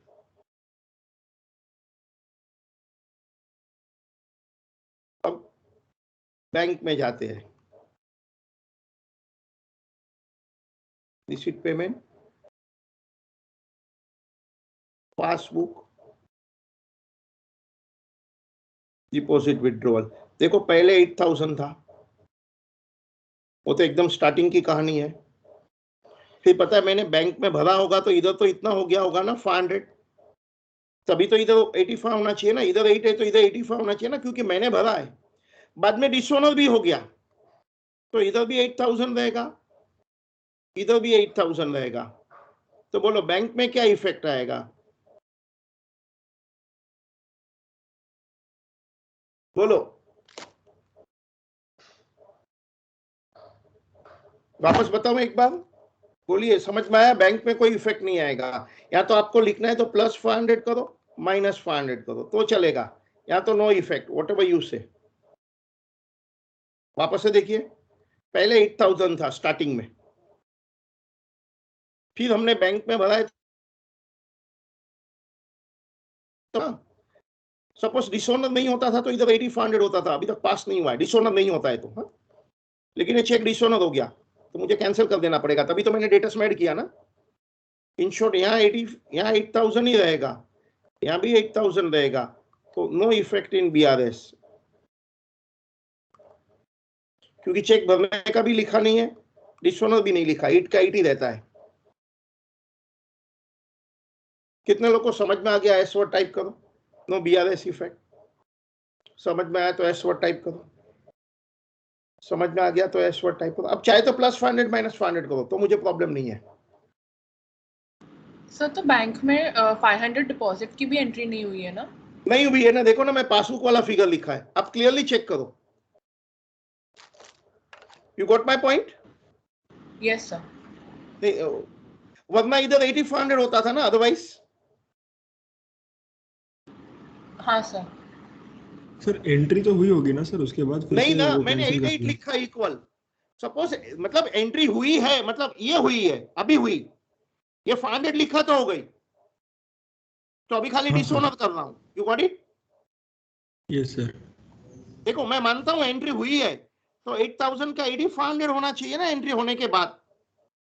हाँ पर वो टैली हो गया सर, वो ये 8 है डिसऑनर तो के ये लिए। 85 होना चाहिए ना, एंट्री हो गई है इसके लिए। अब जैसे ही डिसऑनर हो गया तो मुझे खाली अभी ये करना है, तो अल्टीमेटली तो नो इफेक्ट ना, अल्टीमेटली या तो 500 प्लस करो माइनस करो, बात तो वही है ना। Clear? Yes sir. Sir so ultimately दोनों 8000 हो गया अल्टीमेटली। दैट्स ऑल, सम खत्म हो गया। अभी इसको क्लोज करो, statement of profit, capital account, वो सब तो सेम ही रहता है, वो सब सेम ही रहेगा, अभी कोई चेंज नहीं है। मुझे जो सिखाना था वो हो गया। कंबाइन कैपिटल,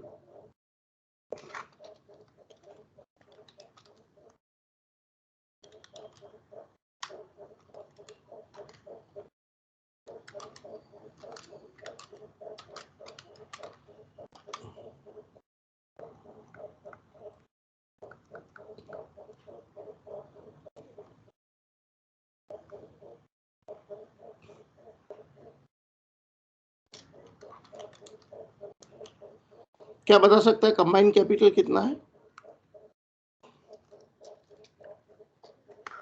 बोलिए।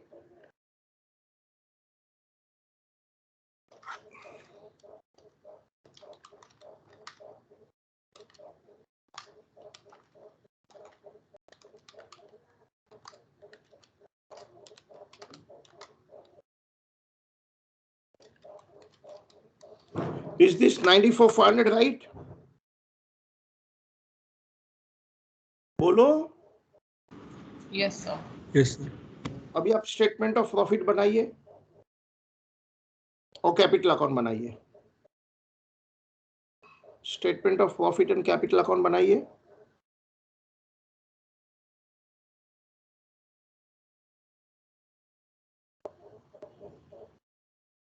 Statement of profit and capital account बना दीजिए।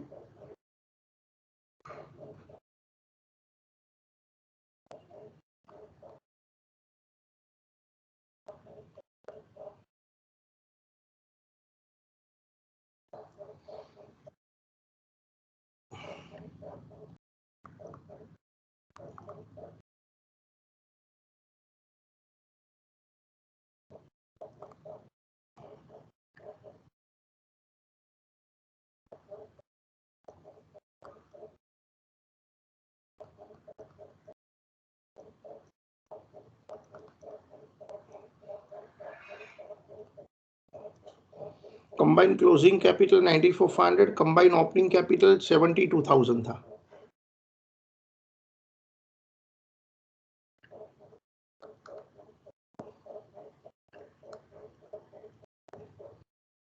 Add drawings during the year.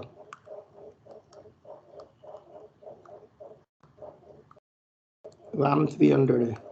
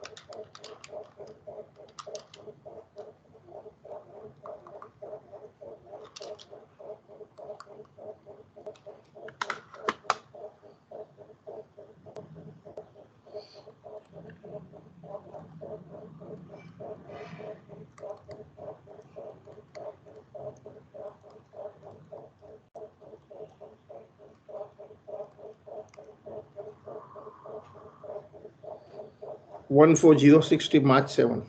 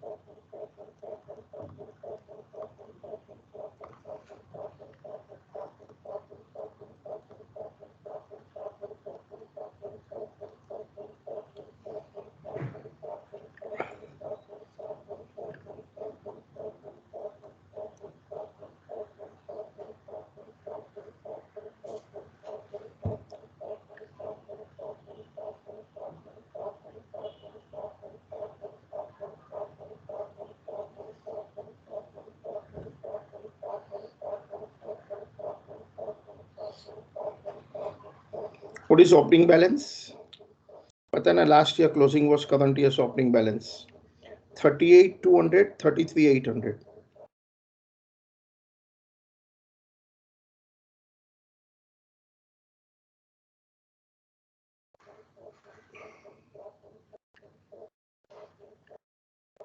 Net profit,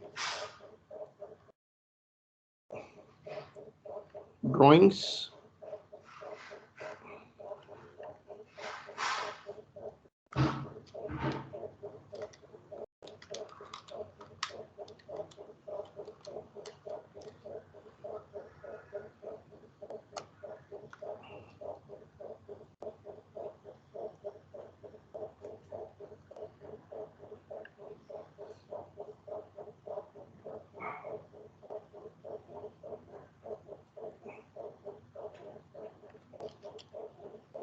$55,300.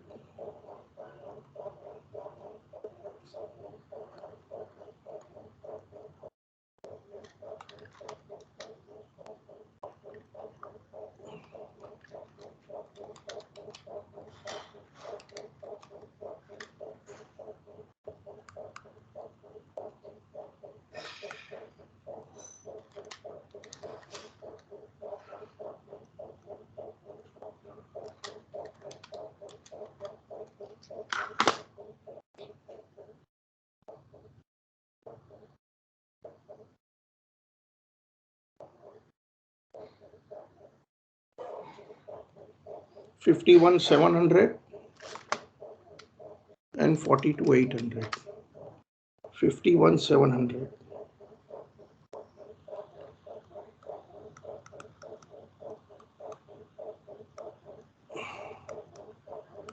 कहाँ से लाए?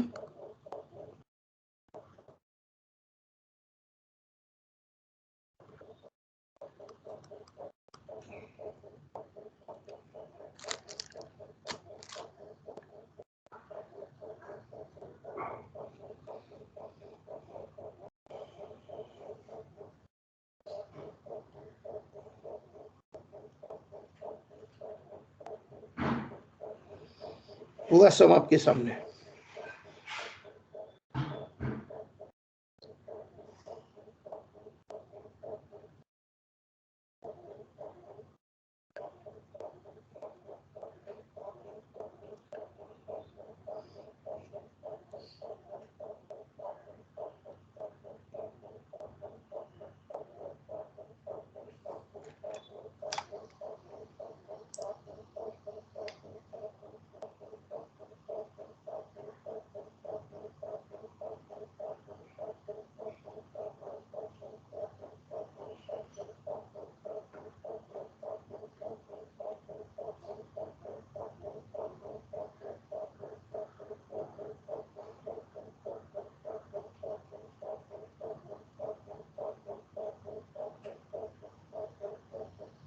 चले,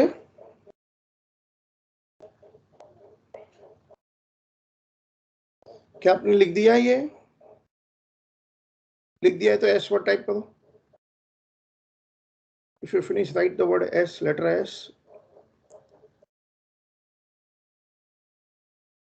Wow, very good, very good. चलिए अभी 2 ही मिनट लगेगी. Just take the calculator in your hand. 1 ही मिनट में सम हो जाएगा. ये एक ही ईयर का प्रॉब्लम है. 1404 टू मार्च 1 जनवरी है, not 14. 1104 31st 12/04. We commence business with a capital of 20. So opening capital 20 है. Soon he bought a furniture fixture of 4,000. वो तो बैलेंस शीट में लिख देना. On 30th June he borrowed 10,000 from his brother at 12% interest not paid. तो आपको 10,000 liability में लिखना है. 30th June to 30 December 6 month का इंटरेस्ट भी लिखना है.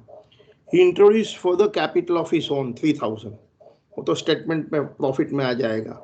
Closing capital minus opening capital at drawing less new capital. He withdraw 600 per month at the end of each month for household expense.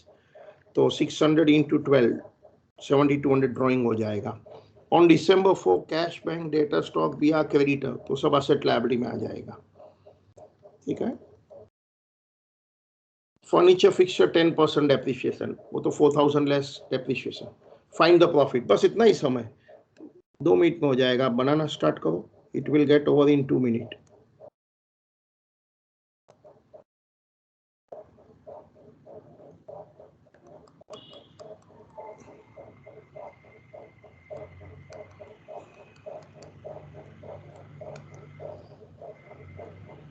So asset में first line से start करूँ तो furniture है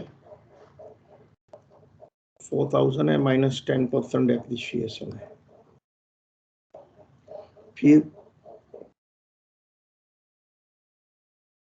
brother 30 जून को हमने लोन लिया है, उसका आउटस्टैंडिंग इंटरेस्ट भी है 12%, 10,000 फॉर 6 मंथ.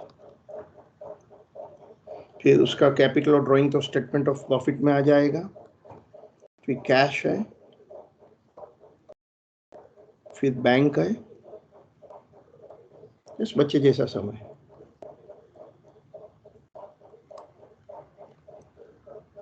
फिर डेटा से कोई एडजस्टमेंट कुछ भी नहीं है किधर भी. स्टॉक है,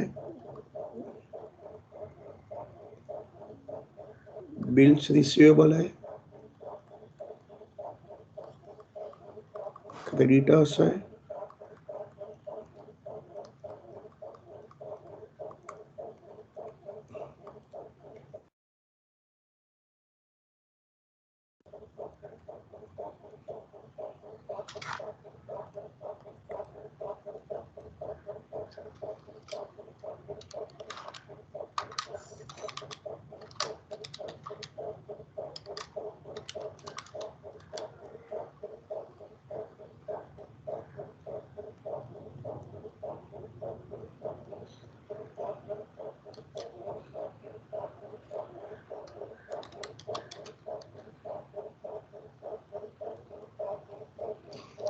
कैपिटल 2100.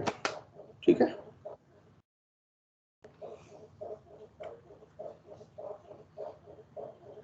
अभी क्लोजिंग माइनस ओपनिंग करके add drawing less new capital हो गया. It will take only 2 minute.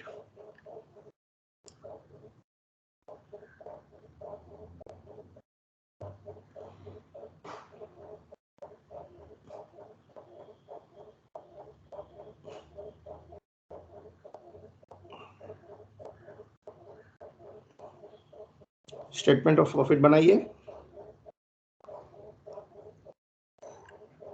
So statement of profit बना दूं. Mister x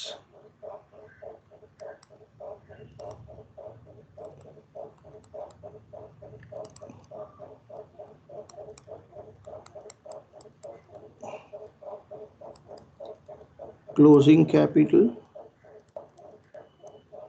minus opening capital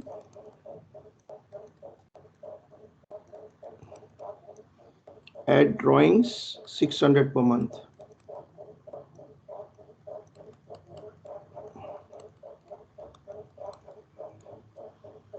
less new capital during the year.